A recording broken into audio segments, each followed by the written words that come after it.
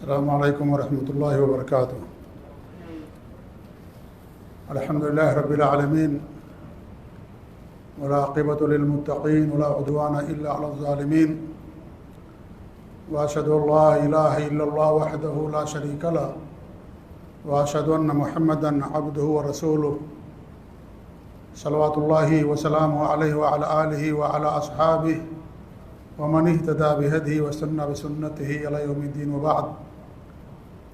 اللهم انفعنا بما علمتنا وعلمنا بما ينفعنا وزدنا علما يا رب العالمين۔ سبحانك لا علم لنا إلا ما علمتنا إنك أنت العليم الحكيم۔ رب اشرح لي صدري ويسر لي أمري واحلل عقدة من لساني يفقهوا قولي۔ معزز و مکرم سامعین، مشاہدین، مشاہدات، لگاتار 2 ہفتوں سے عثمان رضی اللہ تعالیٰ عنہ کی سیرت، ان کے فضائل اور مناقب احادیث صحیحہ کی روشنی میں آپ لوگوں کے سامنے بیان کیے جا رہے ہیں۔ آج کا یہ تیسرا درس بھی انہی کے فضائل و مناقب سے متعلق ہے۔ گزشتہ درس میں تقریباً 5-6 حدیثیں آپ کے سامنے پیش کی گئی تھی۔ آج کے درس میں بھی مزید کچھ حدیثیں جو ان کے فضائل اور مناقب سے متعلق ہیں پیش کرنے کی سعادت انشاءاللہ حاصل کرنا چاہتے ہیں اللہ رب العالمین سے۔ اللہ تعالیٰ سے ہمیشہ یہی دعا ہے کہ اللہ رب العالمین ہمیں صحابہ کے نقش قدم پر اور ان کے طور طریقے کو اپنانے، ان کے عقیدے منہج کو اپنی زندگی کا مشعل راہ بنانے کی توفیق دے، آمین رب العالمین۔ اور قیامت کے دن اللہ رب العالمین ہمیں صحابہ کرام کی رفاقت اور ان کی معیت نصیب فرمائے۔ بخاری کی روایت ہے، انس بن مالک رضی اللہ تعالیٰ عنہ اس حدیث کے راوی ہیں، اور یہ حدیث اس سے پہلے بھی ابو بکر و عمر رضی اللہ تعالیٰ عنہما کے فضائل میں گزر چکی ہے۔ اور وہ حدیث یہ ہے کہ انس بن مالک رضی اللہ عنہ فرماتے ہیں کہ اللہ کے رسول صلی اللہ علیہ وسلم احد پہاڑ پر چڑھے، ابو بکر، عمر اور عثمان رضی اللہ تعالیٰ عنہم بھی آپ کے ساتھ تھے۔ فرجف بہم، تو پہاڑ ہلنے لگا، احد پہاڑ ہلنے لگا۔ فقال النبی صلی اللہ علیہ وسلم، تو اللہ کے رسول صلی اللہ علیہ وسلم نے فرمایا اثبت احد، اے احد تو ٹھہر جا، فإنما علیک نبی و صدیق و شہیدان، اس وقت تیرے اوپر ایک نبی ہیں اور ایک صدیق ہیں اور 2 شہید ہیں۔ صدیق سے مراد ابو بکر صدیق رضی اللہ تعالیٰ عنہ ہیں، اور شہیدین سے مراد عمر اور عثمان رضی اللہ تعالیٰ عنہما ہیں۔ اور یہ ہمارے نبی صلی اللہ علیہ وسلم کی جو پیشین گوئی تھی ان دونوں کی شہادت سے متعلق، وہ پیشین گوئی ثابت ہوئی۔ عمر رضی اللہ تعالیٰ عنہ کو بھی شہید کیا گیا، جیسا کہ اس سے پہلے واقعہ تفصیل سے آپ کے سامنے آ چکا ہے، اور عثمان رضی اللہ تعالیٰ عنہ بھی شہید کیے گئے، جیسا کہ آگے انشاءاللہ ہم اس کو آپ کے سامنے بیان کریں گے۔ اور بڑی مظلومانہ شہادت حاصل ہوئی عثمان غنی رضی اللہ تعالیٰ عنہ کو۔ کئی دنوں تک ان کے گھر کا محاصرہ کیا گیا، کھانا پینا تمام چیزیں منقطع کر دی گئی، بند کر دی گئیں، اور قرآن کی تلاوت کرتے ہوئے ان کو شہید کیا گیا۔ تو انہیں بھی شہادت کا درجہ اور مقام ملا حضرت عثمان غنی رضی اللہ تعالیٰ عنہ کو۔ تو آپ نے فرمایا تو ٹھہر جا اے احد پہاڑ، تیرے اوپر ایک نبی اس وقت ہیں اور ایک صدیق ہیں، صدیق اکبر ابو بکر صدیق رضی اللہ عنہ، اور 2 شہید عمر فاروق اور عثمان غنی رضی اللہ تعالیٰ عنہما۔ اور یہ واقعہ کئی بار پیش آیا ہے احد پہاڑ پر، جیسا کہ علماء نے بیان کیا ہے۔ تو اس حدیث سے جہاں ابو بکر و عمر کی فضیلت ثابت ہوتی ہے، وہیں عثمان غنی رضی اللہ تعالیٰ عنہ کی بھی فضیلت ثابت ہوتی ہے۔ ایسے ہی ترمذی، نسائی کی حدیث ہے، اور امام البانی رحمۃ اللہ علیہ نے صحیح الجامع میں اس حدیث کو بیان کیا ہے کہ ہمارے نبی نے فرمایا کہ ارأف امتی ابو بکر، میری امت میں سب سے زیادہ نرم دل کون ہیں؟ ابو بکر رضی اللہ تعالیٰ عنہ ہیں۔ وَأَشَدَّهُمْ فِي دِينِ اللَّهِ عمر، اور دین اللہ کے دین میں سب سے زیادہ سخت کون ہیں؟ عمر فاروق رضی اللہ تعالیٰ عنہ ہیں۔ وَأَصْدَقُهُمْ حَيَاءً عثمان، اور سب سے زیادہ سچی حیا کرنے والے کون ہیں؟ عثمان غنی رضی اللہ تعالیٰ عنہ ہیں۔ اور اس سے پہلے حدیث گزر چکی ہے کہ ہمارے نبی نے فرمایا کہ میں اس ذات سے کیوں نہ شرم کروں، حیا کروں جس سے فرشتے شرم کرتے ہیں۔ تو پوری امت میں سب سے زیادہ شرمیلے، شرم کرنے والے، حیا والے کون تھے؟ عمر حضرت عثمان غنی رضی اللہ تعالیٰ عنہ تھے۔ وَأَقْضَاهُمْ علی، اور اس امت میں سب سے زیادہ صحیح فیصلہ کرنے والے کون ہیں؟ علی رضی اللہ تعالیٰ عنہ۔ وَأَفْرَضُهُمْ زید بن ثابت، اور سب سے زیادہ میراث اور فرائض کے جاننے والے کون ہیں؟ زید بن ثابت رضی اللہ تعالیٰ عنہ۔ وَأَقْرَؤُهُمْ ابی، اور سب سے زیادہ قرآن کے ماہر، قرآن کی تلاوت کے کون ہیں؟ حضرت ابی بن کعب رضی اللہ تعالیٰ عنہ۔ وَأَعْلَمُهُمْ بِالْحَلَالِ وَالْحَرَامِ مُعَاذُ بن جبل، اور اس امت میں سب سے زیادہ حلال و حرام کے جاننے والے معاذ بن جبل ہیں، معاذ بن جبل رضی اللہ تعالیٰ عنہ۔ الا وَإِنَّ لِكُلِّ أُمَّةٍ أَمِينًا، میری بات غور سے سن لو، ہر امت کا ایک امین ہوتا ہے۔ وَأَمِينُ هَذِهِ الْأُمَّةِ ابو عبیدہ بن الجراح، اور اس امت کے امین نگہبان کون ہیں؟ ابو عبیدہ ابن الجراح رضی اللہ تعالی عنہ ہیں۔ ابو عبیدہ ابن الجراح رضی اللہ تعالی عنہ یہ مبشر بالجنہ بھی ہیں۔ ابو عبیدہ ابن الجراح رضی اللہ تعالی عنہ 10 صحابہ جن کو ہمارے نبی نے ایک مجلس میں بیٹھ کر کے جنت کی بشارت دی، ان میں ابو بکر و عمر اور عثمان اور علی، اور اس طریقے سے ابو عبیدہ بن الجراح رضی اللہ تعالی عنہ اجمعین ہیں۔ جی، تو اس حدیث سے بھی حضرت عثمان غنی رضی اللہ تعالیٰ عنہ کی فضیلت ثابت ہوتی ہے کہ آپ اس امت میں سب سے زیادہ حیادار واقع ہوئے، اور اتنی حیا تھی آپ کے پاس کہ فرشتے بھی آپ سے حیا کرتے تھے۔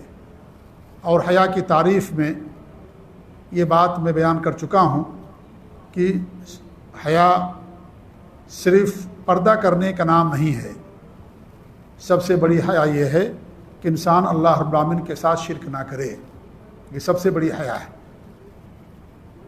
اگر انسان کے اندر واقعی حیا ہوگی تو انسان اللہ رب العالمین کے ساتھ کسی اور کو شریک نہیں ٹھہرائے گا۔ جو مشرک ہوتا ہے سب سے زیادہ بے حیا ہوتا ہے، اسے اللہ تعالیٰ کی شرم نہیں ہوتی ہے، اللہ تعالیٰ کے حقوق کا کوئی خیال نہیں ہوتا ہے، وہ سب سے بڑا بے شرم انسان ہے جو اللہ رب العالمین کے ساتھ شرک کرتا ہے۔ اللہ کی دی ہوئی کھاتا ہے اور اللہ رب العالمین کی نعمتوں میں پلتا ہے، زندگی گزارتا ہے، اللہ کی اس پر بے شمار نعمتیں اور احسانات ہیں، لیکن اس کے باوجود بھی اتنی بے شرمی کرتا ہے کہ اللہ رب العالمین کے ساتھ شرک کرتا ہے، اللہ رب العالمین کے حقوق کو ادا نہیں کرتا ہے۔ تو یہ بھی حیا کی ایک بہت بڑی قسم ہے کہ انسان اللہ تعالیٰ کے ساتھ شرک نہ کرے۔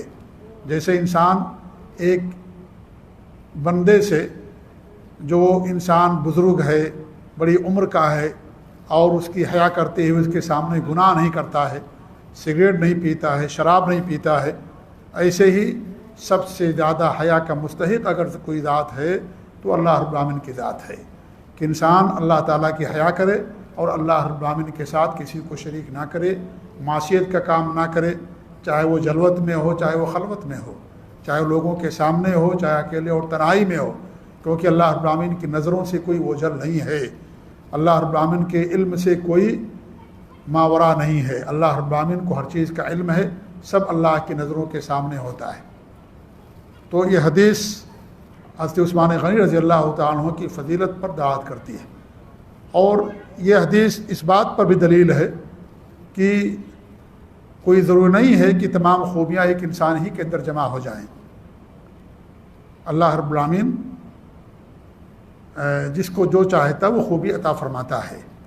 کچھ خوبیاں ایسی ہیں جو قدر مشترک ہوتی ہیں، ہر ایک کے اندر ہوتی ہیں، لیکن کچھ خوبیاں ایسی ہوتی ہیں جس میں کچھ لوگوں کو کمال حاصل ہوتا ہے اور ان کی پہچان بن جاتی ہے، اور اس کے ذریعے سے ان کی پہچان ہوتی ہے۔ جیسے سب سے زیادہ رحم دل ابو بکر صدیق، ایسا نہیں ہے کہ عمر رضی اللہ عنہ کے اندر رحم دلی نہیں تھی، وہ بھی رحم دل تھے، لیکن ان کے اندر یہ صفت زیادہ نمایاں تھی۔ عمر رضی اللہ تعالیٰ عنہ دین کے معاملے بڑے سخت تھے، تو کیا ابو بکر صدیق سخت نہیں تھے؟ وہ بھی سخت تھے، اور جب ہمارے نبی کی وفات کے وقت لوگ دین سے مرتد ہونے لگے، اور جب مرتدین کی سرکوبی کا معاملہ آیا تو عمر رضی اللہ عنہ نے مخالفت کی، لیکن ابو بکر صدیق رضی اللہ تعالیٰ عنہ ڈٹ گئے اور کہا کہ اگر چڑیا اور جانور اور درندے امہات المومنین کے پاؤں کو گھسیٹ کر کے بھی لے جانے لگیں تو میں ان لشکروں کا ضرور بھیجوں گا مرتدین کی اور کی سرکوبی کے لیے۔ میں اکیلا مدینہ کی حفاظت کروں گا، میرے جسم کا کہ خون کا ایک قطرہ اگر بہہ گیا تو بھی میں مدینہ کی حفاظت کروں گا، اور مرتدین کی سرکوبی کے لیے میں بھیجوں گا لشکر کو، اور اس لشکر کو بھیجوں گا جس لشکر کو اللہ کے رسول نے تیار کیا تھا۔ عمر اس لشکر کو روک نہیں سکتا ہے، اور ان کی مراد تھی جیش اسامہ کہ ہمارے نبی نے تیار کیا تھا ان کو، لیکن جب آپ بیمار ہو گئے اور تشویشناک خبریں پہنچنے لگیں امت کو، لوگوں کو آپ کی بیماری سے متعلق، تو وہ لشکر روانہ نہیں ہوا، اور کچھ دور جانے کے بعد چند میل کے فاصلے پر قیام کر گیا، خیمہ زن ہو گیا اور انتظار کرنے لگا کہ ہمارے نبی کے تعلق سے جو خبریں آ رہی ہیں ان خبروں کو انتظار میں کہ ہمارے نبی کے ساتھ کیا ہونے والا ہے، وہ لشکر نہیں گیا اور ہمارے نبی کی وفات ہو گئی۔ تو جیسے ہی زمام خلافت ابو بکر صدیق کو ملتی ہے، انہوں نے اس لشکر کو بھیجا، روکا نہیں، یہاں انہوں نے سختی کے ساتھ اپنے موقع پر ڈٹے رہے، اور اس کا بڑا فائدہ ہوا کہ جہاں جہاں لشکر گیا لوگوں کے دلوں میں رعب طاری ہو گیا کہ اگر ان کے پاس طاقت نہ ہوتی تو یہ اپنے مرکز کی مدینی کی حفاظت کے لیے وہاں رہتے اور لشکر کو دوسروں کے ہاں یا باہر نہ بھیجتے، تو اس سے بہت بڑا اثر پڑا، اور مسلمانوں کی طاقت اور قوت جو مخالفین تھے یا جو ارتداد کرنے والے تھے ان کے دلوں کے اندر بھی خوف طاری ہو گیا، اور جو مرتدین تھے ان کے دلوں کے اندر بھی خوف طاری ہو گیا، اور اس طریقے سے یہ لشکر جو ہے کافی فائدہ اس سے ملا امت کو اور صحابہ اور مسلمانوں کو۔ تو ایسا نہیں کہ ابو بکر صدیق رضی اللہ تعالیٰ عنہ اتنے نرم دل تھے کہ دین کے معاملے میں بھی بہت زیادہ نرمی کیا کرتے، ایسا نہیں ہے۔ ایسی آپ دیکھیں کہ حیا کے تعلق سے تو سب کے اندر حیا تھی، سب عزت اور حیا والے تھے، لیکن یہ خوبی ان کے ہاں زیادہ نمایاں تھی، یہ وہ زیادہ ان کے ہاں بدرجات میں پایا جاتا تھا، اس لیے بات کہی گئی، ورنہ یہ خوبیاں جو بیان کی گئی ہیں سب ایک دوسرے کے اندر مشترک ہوا کرتی تھیں۔ زید بن ثابت سب زیادہ میراث کے ماہر، تو اور صحابہ بھی میراث جانتے تھے، علی رضی اللہ تعالیٰ عنہ خود جانتے تھے، ابو بکر و عمر جانتے تھے، تمام صحابہ تقریباً میراث اور فرائض کے مسائل کو کم و بیش جانتے تھے، خاص طور سے بڑے بڑے صحابہ اور اس طریقے مبشرین بالجنہ وہ سب جانتے تھے ان مسائل کو، لیکن یہ چیز ان کے ہاں زیادہ پائی جاتی تھی۔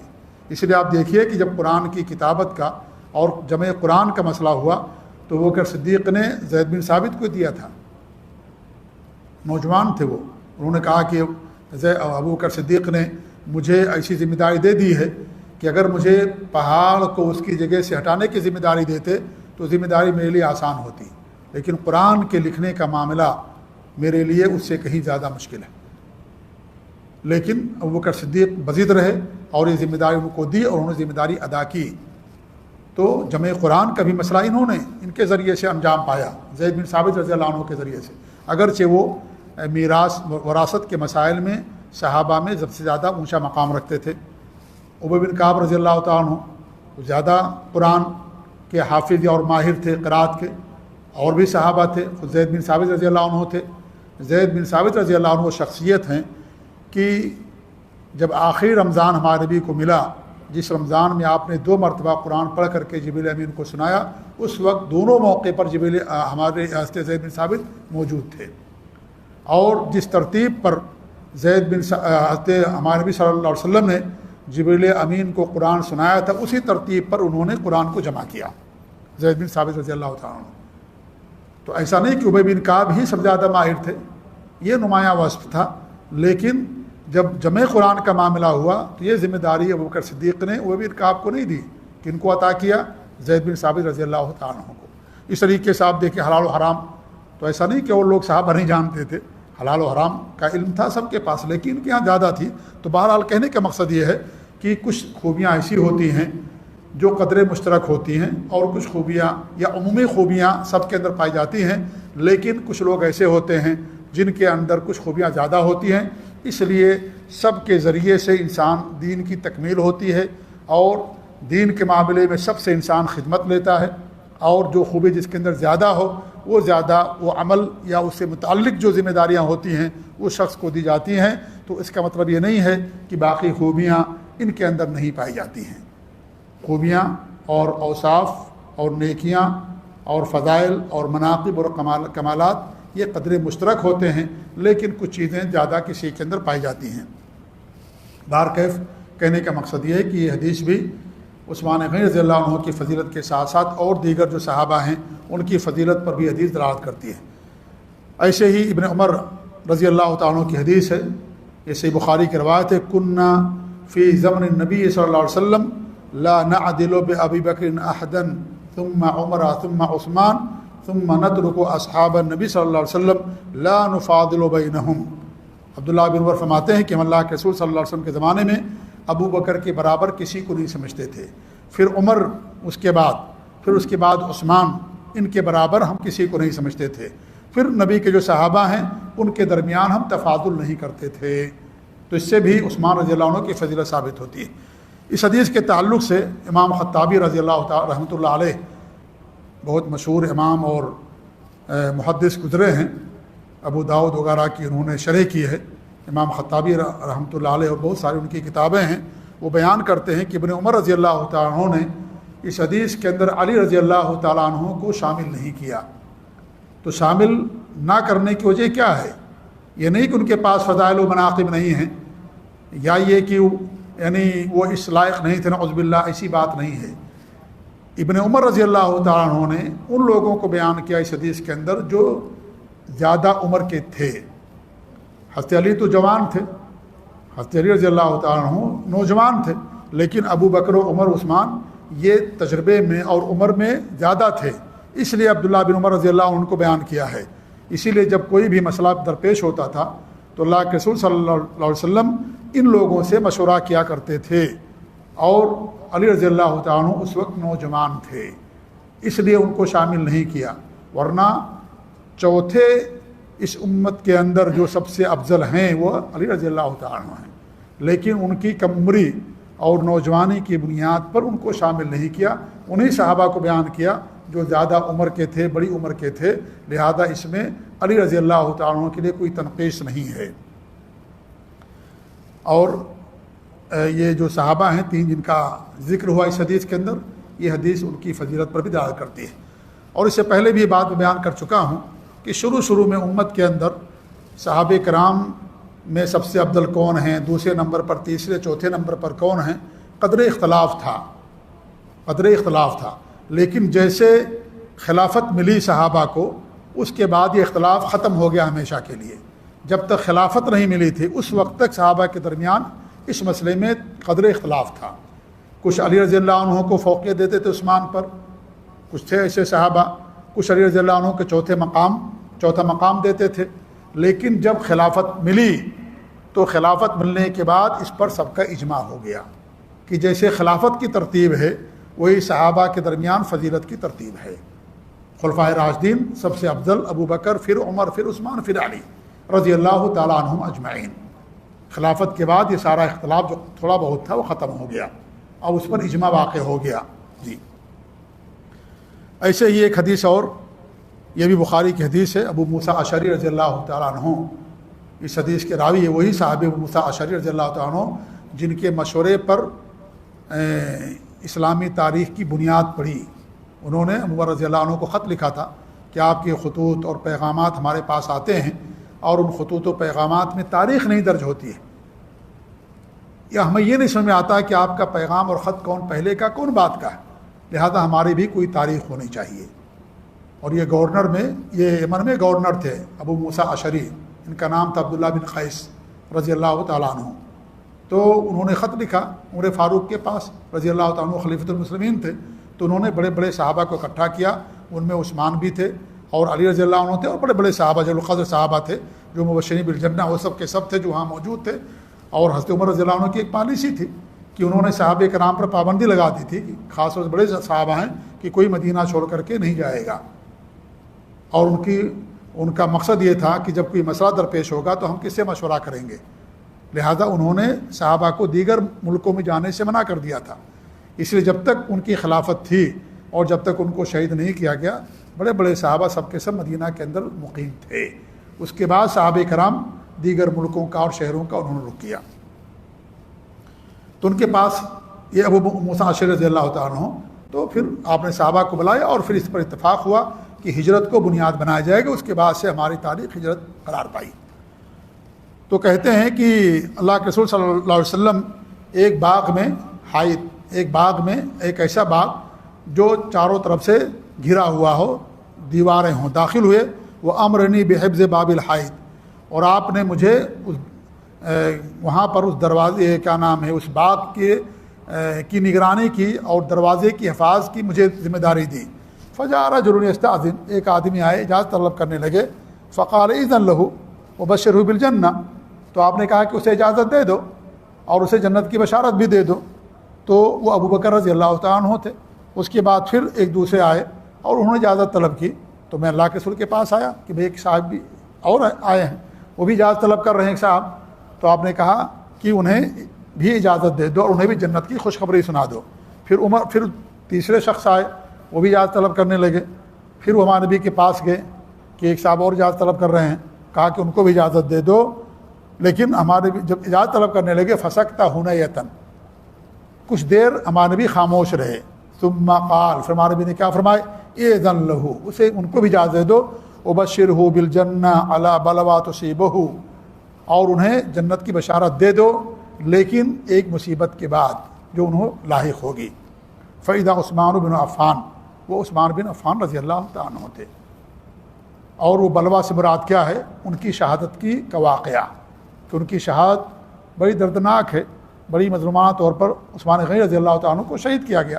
تو مصیبت ہمارے نبی نے پیشین گوئی کی کہ شہادت کے وقت یہ مصیبت ان کو لاحق ہوگی، اور ویسے ہی ہوا، جیسا کہ آگے کے درس میں جب بات آگے بڑھے گی تو وہ شہادت کا واقعہ ہم آپ کے سامنے بیان کریں گے، تو وہاں پر اس معنی کو ہم تفصیل کے ساتھ بیان کریں گے کہ یہاں بلوا سے مراد کیا ہے اور کس طریقے سے ان کو مصیبت اور تکلیف پہنچی، تو وہاں انشاءاللہ تفصیل کے ساتھ قدرے اس بات کو بیان کیا جائے گا۔ بہرحال اس میں عثمان غنی رضی اللہ تعالیٰ عنہ کے لیے بھی فضیلت ہے، ثابت ہوتی ہے کہ دیکھیے تیسرے نمبر پر جو وہاں داخل ہونے کی اجازت طلب کر رہے تھے کون تھے، عثمان رضی اللہ تعالیٰ عنہ، لہذا اس امت میں وہ تیسرے افضل صحابی ہیں عثمان رضی اللہ عنہ، ابو بکر کے بعد عمر، پھر عثمان رضی اللہ تعالیٰ عنہ۔ ایسے ہی بخاری کے اندر ہے اور جزم کے صیغے کے ساتھ انہوں نے بیان کیا ہے کہ امام نبی نے فرمایا کہ جو روما ایک کنویں کا نام ہے، جو اس کو خرید کر کے آزاد اسے وقف کرے گا مسلمانوں کے لیے، میں اس کے لیے، آپ نے کہا کہ اس کے لیے فلول الجنہ، اس کے لیے جنت کی بشارت ہے۔ تو حضرت عثمان رضی اللہ عنہ بہت مالدار تھے، اس لیے ان کا لقب غنی ہے، مالدار۔ تو انہوں نے کیا کیا، اس روما کنویں کو یہودیوں سے خرید کر کے مسلمانوں کے لیے وقف کر دیا، کیونکہ یہودیوں نے پابندی لگا دی تھی کہ کوئی مسلمان، کوئی صحابی اس کنویں سے پانی نہیں پیے گا۔ اب اور کوئی میٹھا چشمہ نہیں تھا، پانی نہیں تھا مسلمان وہاں مدینے کے اندر، تو ہمارے نبی نے فرمایا کون ہے جو اس کنویں کو خریدے اور وقف کر دے مسلمانوں کے لیے، اور اس کے لیے میں جنت کی بشارت دیتا ہوں۔ تو حضرت عثمان غنی رضی اللہ تعالیٰ عنہ نے اسے خریدا، تو اللہ رب العالمین نے آپ کو بے انتہا دولت دے رکھی تھی، اور اس دولت کو انہوں نے اسلام کی اور دین کی نشر و اشاعت کے لیے استعمال کیا۔ اس سے پہلے بھی غالباً فضیلت گزر چکی ہے کہ جیش الاسرہ، تنگی والا لشکر، اس سے مراد غزوہ تبوک ہے، جو انتہائی تنگی اور بے سر و سامانی کے عالم میں یہ غزوہ پیش آیا تھا۔ اس غزوے کو بھی کس نے تیار کیا تھا؟ عثمان رضی اللہ عنہ نے، اور ہمارے بھی نے کیا فرمایا 2 مرتبہ ان کے لیے کہ آج کے بعد عثمان جو بھی کام کریں گے وہ ان کے لیے نقصان دہ نہیں ہوگا۔ تو یہ ساری حدیثیں حضرت عثمان غنی رضی اللہ تعالیٰ کے فضائل اور ان کے مناقب پر دعوت کرتے ہیں۔ تو انہوں نے کیا کیا، اس کنویں کو خریدا اور مسلمانوں کے لیے وقف کر دیا۔ لیکن ان کی زندگی میں ایسا بھی تاریک دن آیا کہ جس شخصیت نے اور جس ذات نے پورے مدینے کے مسلمانوں کو پانی پلایا، ایک دن ایسا آیا کہ وہ پانی کے قطرے کے لیے ترسنے لگے، اور انہوں نے جو بلوائی تھے، سبائی تھے، خارجی تھے، جو حضرت عثمان رضی اللہ تعالیٰ کے خلاف جنہوں نے بغاوت کیا تھا اور ان کی خلافت کو جنہوں نے ختم کرنے کی کوشش کی تھی، ان کے خلاف تختہ الٹا تھا، وہ انہوں نے عثمان رضی اللہ عنہ پر پانی کو بھی بند کر دیا تھا کہ کوئی ان کو پانی نہیں دے سکتا ہے۔ اس لیے تاریخ اسلام کے اندر سب سے زیادہ مظلومانہ طور پر جس شخصیت کو شہید کیا گیا ہے وہ عثمان غنی رضی اللہ تعالیٰ عنہ ہیں۔ لوگ سمجھتے ہیں کہ حضرت حسین ہیں۔ حضرت حسین رضی اللہ تعالیٰ عنہ کا جو مارکہ ہوا ہے وہ صرف چند گھنٹوں کا ہے، چند گھنٹوں کے اندر کہانی ختم ہو گئی تھی یا واقعہ ختم ہو گیا تھا، لیکن عثمان رضی اللہ تعالیٰ عنہ پورے 1 مہینے تک ان کا محاصرہ کیا گیا۔ 1 مہینے تک کھانا پینا تمام چیزیں بند کر دی گئیں حضرت عثمان رضی اللہ تعالیٰ عنہ کے لیے۔ حضرت حسین رضی اللہ عنہ کی شہادت چند گھنٹوں کی اور حضرت عثمان رضی اللہ عنہ کی شہادت پورے مہینے پر مشتمل ہے۔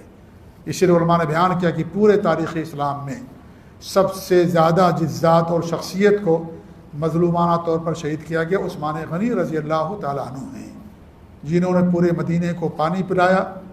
وہی ایک دن پانی کے قطرے کے لیے، ایک بوند کے لیے ترستے رہے اور لوگوں ان کو پانی نہیں دیا، یہاں تک کہ وہ شہید ہو گئے۔ اور جب شہید ہو رہے تھے قرآن کی تلاوت کر رہے تھے، اور فَسَيَكْفِيكَهُمُ اللَّهُ سورہ بقرہ کے اندر جو یعنی پہلے پارہ کی جو آخری آیتیں ہیں ان آخری آیتوں کی تلاوت کر رہے تھے، اور اس وقت ان کو جو ہے شہید کیا گیا حضرت عثمان غنی رضی اللہ تعالیٰ عنہ کو۔